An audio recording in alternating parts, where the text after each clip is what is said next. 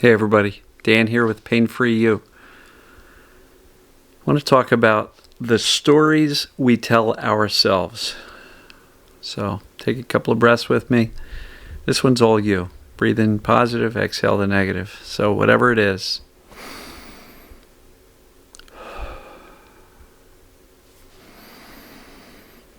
Positive, exhale the negative. Do that with a relaxed body.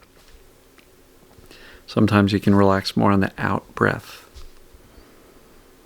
But don't tighten up on the in breath either. The stories we tell ourselves.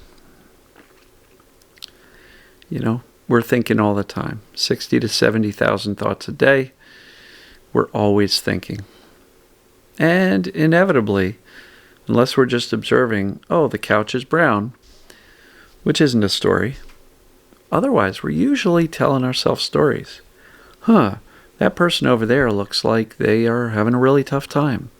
They look really stressed out. They look pretty happy. Wow, look at that person over there. That dog is really, having fun playing Frisbee with their owner in the park. We're always kind of telling ourselves stories. It's kind of like a narration that's going on.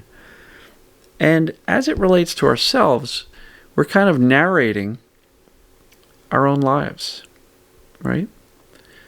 Ouch, I'm hurting right now. I wonder what's going on. I really need to figure this out. I know what happened.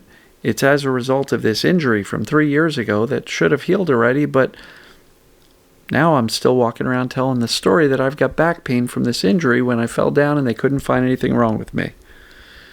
That's a story. Other people have other stories. And it doesn't matter what type of story it is.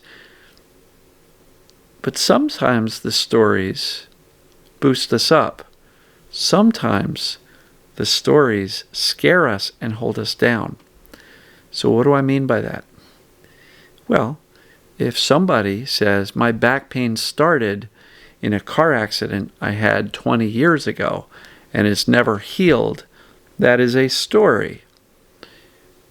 The reality may be different. Yes, that may be right around the time the pain started. The car accident may have been the trigger. There may have been a real traumatic injury to the body.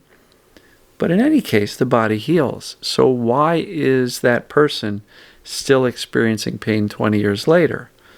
Their story is, I got in an accident and I've been hurting ever since. Well, as you start to evaluate it, some people didn't need to go to the hospital, or they went to the hospital and everything came out fine. They did the x-rays, nothing broken, nothing sprained, just a little banged up, but nothing that shouldn't have been better in about a week's time or two. But yet, some people end up with decades worth of pain as a result of this story of theirs, that I was in an accident 20 years ago and that's why I hurt. It never healed properly. And when you really ask me and go, no. What exactly did not heal? Did you break your spine? Was there any spinal cord injury? Oh, no, nothing like that. But my back started hurting, a couple of days after the accident, and it's just gotten worse from there. Was it very possible that that person's story, and this is completely made up. I am not, coming up with this and thinking about anybody in particular that I've talked to. But I'm just making up this story here as an example to illustrate what can happen. So, is it possible this person experienced the emotional and stress trauma of a car accident, the feeling of not having any control over what happened? And is it possible that person started to experience TMS or perceived danger pain as a result of this lack of control that they felt as a result of an accident that they didn't even cause, and now all of a sudden they've got this thing called back pain. And then they get medicalized, then they go into the system, and then they get all sorts of medical diagnoses, and well, no, the accident didn't have that, but maybe there's something else going on, MRIs, x-rays, CAT scans, you name it, investigations, diagnoses, possibly, then all sorts of treatments, whether it be chiropractic, acupuncture, physical therapy, massage, orthopedic doctors, surgeries, injections, ablations, you name it. And throughout that process, the story that they injured themselves in that car accident gets stronger and more embedded in their consciousness, in their subconsciousness. And it becomes who they are. Yeah, I'm that person who got in a car accident, never healed.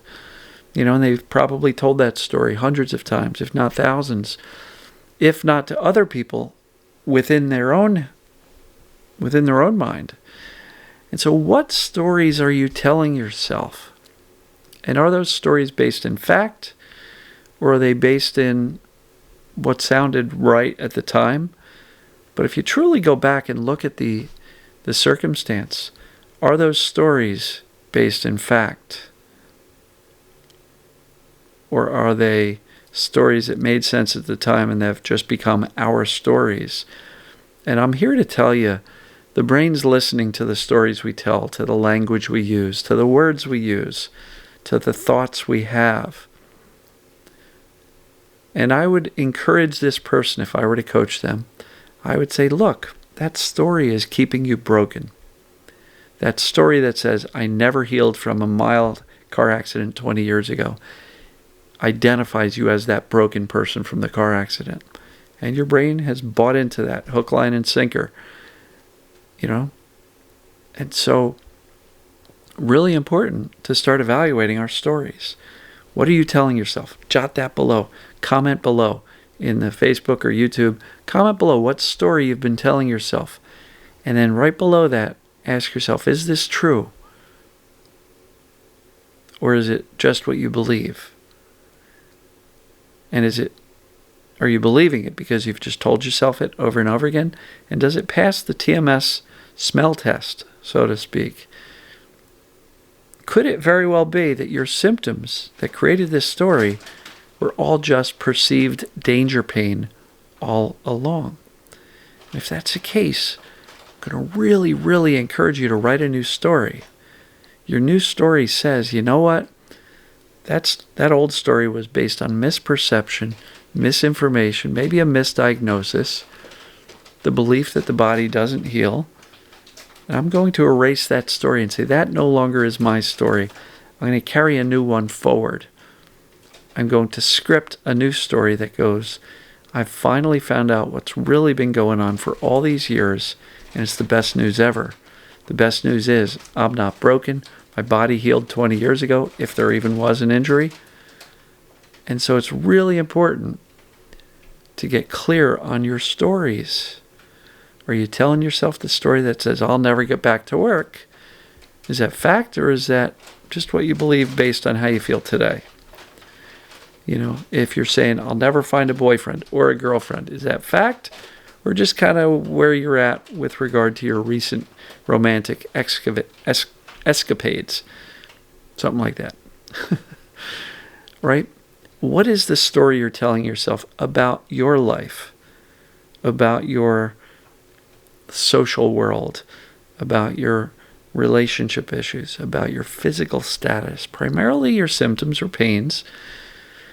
What is the story? And is that story helping you move forward and saying, I can and I will get better because I know I'm on the right track?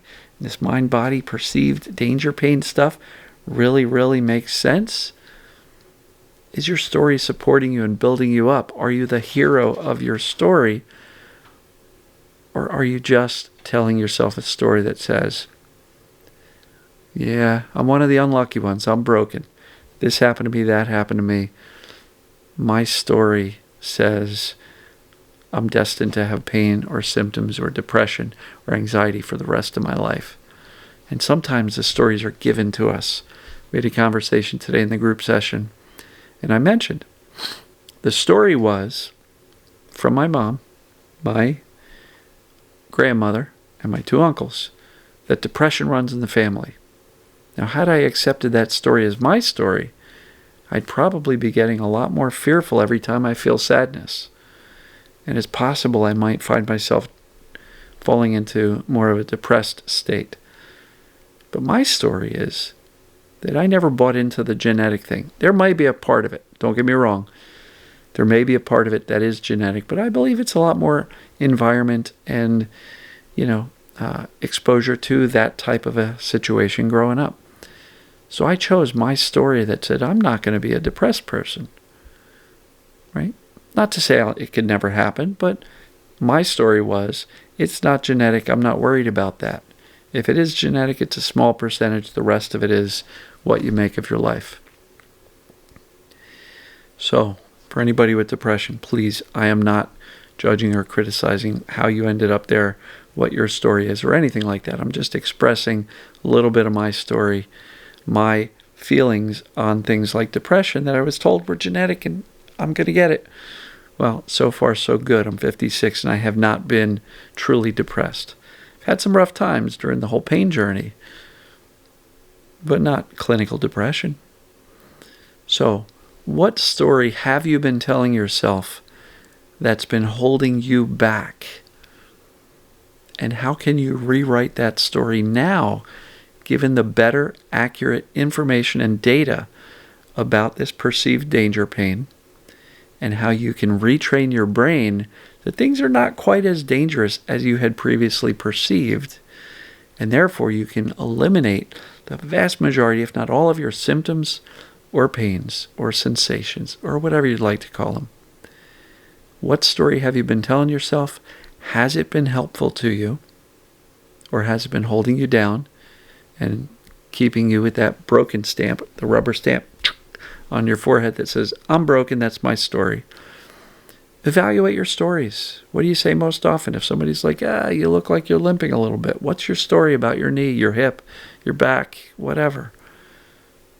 And is that story holding you down? Or are you saying, yeah, I've encountered some pain, but I found a lot of it's stress-induced. It's, based on the brain's perception of danger. You don't even have to explain it to people, but is your story saying, yeah, this is who I am, it's probably going to get worse? Or is your story saying, this is where I am now, but I'm on my way out. I learned some new things. Look at your stories. Look at them closely. Because the stories we tell ourselves are either going to hold us down or lift us up and help us rise above the chaos, stress, pain, symptoms, illness that we've been feeling.